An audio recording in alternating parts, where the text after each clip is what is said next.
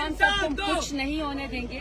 देखिए हालात बहुत खतरनाक है और ये बड़ी सीरियस मामला है, इसको बड़ा सीरियस लेना चाहिए। अभी मैं डायरेक्ट अपने हल्के से आ रही हूँ, बड़ा सख्त लावा पक रहा है। मैं आपको बता रही हूँ, अवाम में बहुत गुस्सा है, अवाम में बहुत सोच है कि ये क्यों इमरान खान के साथ और सबसे बड़े उम्मत मुस्लिमा की लीडर के साथ ऐसा कर रहे हैं। इसको हम बड़े सीरियस देखते हैं और हम हर फोरम पे यह आवाज उठाएंगे।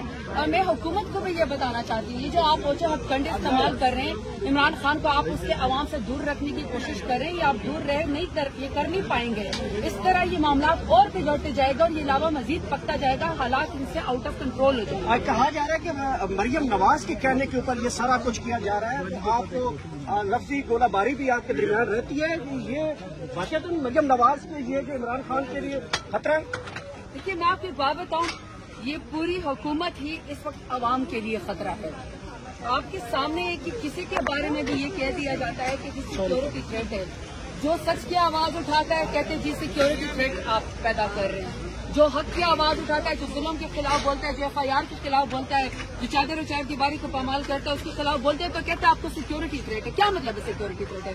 सिक्योरिटी इदारों का काम है कि वो सिक्योरिटी को इंश्योर करें। तो ये इमरान खान को इस तरह आइसोलेट करने की जो जानबूझ की कोशिश करी है, ये प्रॉपर एक साजिश है, ये प्लान किया जा रहा है इमरान खान। अगर इमरान खान को कुछ होता है तो आप लोग जाती उम्रा का रुख कर सकते हैं? नहीं, अगर क्यों होगा, अगर का सवाल ही पैदा नहीं होता। अल्लाह ताला उसको अपने मान में रखे। 25 करोड़ अवाम इमरान खान के साथ खड़ी है, हम ऐसा नहीं होने देंगे और हम पहले से वार्न कर रहे हैं कि इस तरह नहीं चलने वाला।